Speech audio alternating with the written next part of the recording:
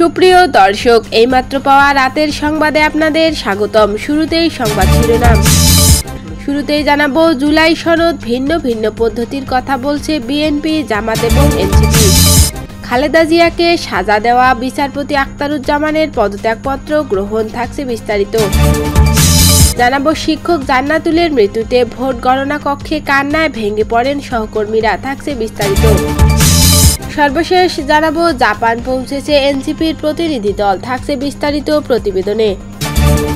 সুপ্রিয় দর্শক, এতক্ষণ শুনছিলেন সংবাদ শিরোনাম, এবার জানাবো বিস্তারিত। তার আগে অনুরোধ থাকবে, ভিডিওটি ভালো লাগলে এবং আপডেট সংবাদ পেতে চ্যানেলটি সাবস্ক্রাইব করে পাশেই থাকবেন। ধন্যবাদ।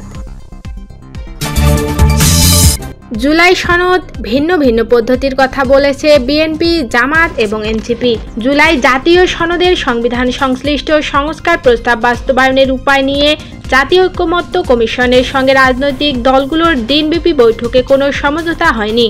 ফরেন সার্ভিস একাডেমির দোয়েল হলে আয়োজিত এই বৈঠকে অংশ নেয় 30টি রাজনৈতিক দল। সকাল 11:30 থেকে শুরু হয়ে মধ্যাহ্নভোজ বিরতির পর সন্ধ্যা পর্যন্ত আলোচনা চলে। তবে বিএনপি, জামাতে ইসলামী ও জাতীয় নাগরিক পার্টি এনসিপি নিজেদের অবস্থানে অনড় থাকে। সংবিধান সম্পর্কিত প্রস্তাব বাস্তবায়নে বিএনপি মনে করে আগামী জাতীয় সংসদ ছাড়া কোনো সাংবিধানিক পথ নেই। অন্যদিকে জামাত ইসলামী বলছে, রাষ্ট্রপতির বিশেষ আদেশ বা গণভোটের মাধ্যমে নির্বাচনের আগেই এটি কার্যকর করতে হবে। এনসিপি দাবি করছে, গণপরিষদ গঠন করে নতুন সংবিধান প্রণয়নের মাধ্যমে টেকসই বাস্তবায়ন সম্ভব। আলোচনায় জামাতের সহকারী সেক্রেটারি জেনারেল হামিদুর রহমান আজাদ বলেন, বিশেষ সাংবিধানিক আদেশ বা গণভোট ছাড়া এই সংস্কারের আইনি ভিত্তি দাঁড়াবে না, এতে বিপ্লব ব্যর্থ হবে। অন্যদিকে এনসিপির সদস্য সচিব আখতার হোসেন জানান, পুরনো সংবিধানের ঘষামাজায় কাজ হবে না, নতুন সংবিধানই একমাত্র পথ।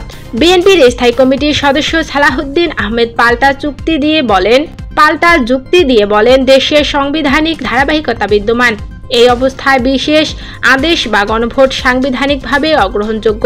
এখন সনদ কার্যকর করা হলে দেশে দুটি সংবিধান চলবে এবং যে কোনো নাগরিক আদালতে তা চ্যালেঞ্জ করতে পারবে। তিনি প্রস্তাব দেন, সব দল এখন সনদে স্বাক্ষর করুক এবং আগামী সংসদ নির্বাচনী ইশতেহারে এর বাস্তবায়নের অঙ্গীকার করুক। ঐক্যমত্য কমিশনের সহসভাপতি অধ্যাপক আলী রিয়াজ বৈঠকের শেষে জানান, আলোচনা মুলতবি রাখা হয়েছে, আগামী রোববার আবার বৈঠক হবে। তবে তিনি বলেন, দুটি বিষয়ে ঐক্যমত্য হয়েছে, সংবিধান এবং সংশ্লিষ্ট নয় এমন প্রস্তাব অন্তর্বর্তী সরকারের অধ্যাদেশে বাস্তবায়ন করা যাবে এবং সংশ্লিষ্ট কর্তৃপক্ষের আদেশ বিধি প্রণয়নের মাধ্যমে বাস্তবায়নযোগ্য বিষয়গুলো সরকার ও কর্তৃপক্ষ বাস্তবায়ন করতে পারবে। অধ্যাপক আলী রিয়াজ আরও জানান, সনদের চূড়ান্ত ভাষ্য রাজনৈতিক দলগুলোর কাছে পাঠানো হয়েছে।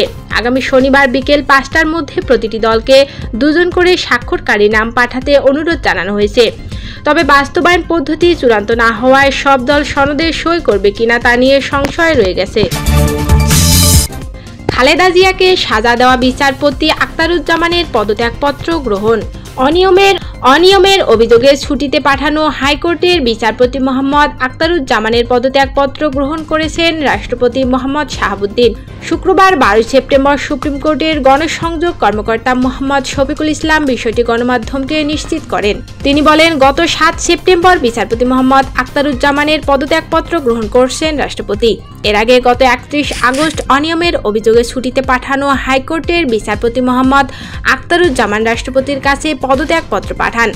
বিচারপতি আখতারুজ্জামান জেলা জজ থাকাকালীন জিয়া অরফানেজ ট্রাস্ট মামলায় বিএনপি চেয়ারপারসন খালেদা জিয়াকে সাজা দিয়েছিলেন।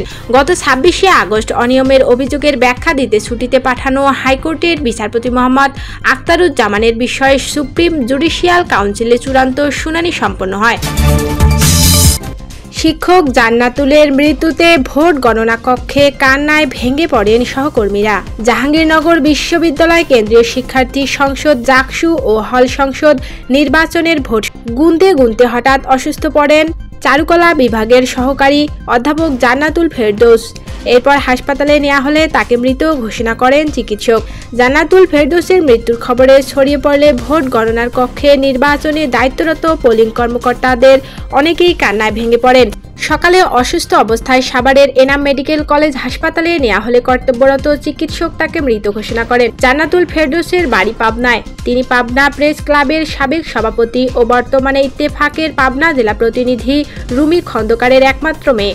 জান্নাতুল ফেরদৌস জাকসু প্রীতিলতা হল সংসদ নির্বাচনে পোলিং অফিসারের দায়িত্ব পালন করছিলেন। জান্নাতুল ফেরদৌসের সহকর্মীরা জানান, শুক্রবার ভোট গণনা করতে আসার পর সকাল 8:45টার দিকে জাকসু নির্বাচন অফিসে বসে কাজ করছিলেন তিনি। এই সময় হঠাৎ পড়ে যান শিক্ষিকা জান্নাতুল ফেরদৌস। এ সময় সহকর্মীরা স্ট্রেচারে করে 3 তলা থেকে নিচ তলায় নামিয়ে আসেন। পরে তাকে অ্যাম্বুলেন্সে উঠিয়ে জরুরি চিকিৎসার জন্য সাভারের এনাম মেডিকেল কলেজ হাসপাতালে পাঠানো হয়। তবে সেখানকার কর্তব্যরত চিকিৎসক তাকে মৃত ঘোষণা করেন। জাপান পৌঁছেছে এনসিপির প্রতিনিধি দল। জাতীয় নাগরিক পার্টির এনসিপি প্রতিনিধি দল জাপানের রাজধানী টোকিওতে পৌঁছেছে। স্থানীয় সময় শুক্রবার সকাল 6:30 তারা নারিতা আন্তর্জাতিক বিমানবন্দরে অবতরণ করেন।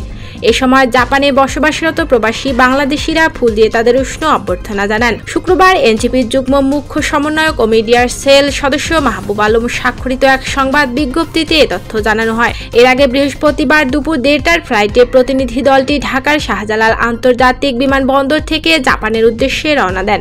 প্রতিনিধি দলে রয়েছেন এনসিপির মুখ্য সংগঠক উত্তরাঞ্চল সার্জিস আলম, মুখ্য সমন্বয়ক নাসিরউদ্দিন পাটোয়ারি এবং যুগ্ম মুখ্য সমন্বয়ক মাহবুব আলম। সফরকালে তারা টোকিও ও ওসাকায় প্রবাসী বাংলাদেশি কমিউনিটি ও এনসিপির সমর্থকদের সঙ্গে বিভিন্ন অনুষ্ঠানে যোগ দেবেন। পাশাপাশি জাপানে অবস্থিত বাংলাদেশ দূতাবাসের রাষ্ট্রদূতের সঙ্গে সাক্ষাৎ করে প্রবাসীদের সমস্যা ও সম্ভাবনা নিয়ে আলোচনা করার কথা রয়েছে।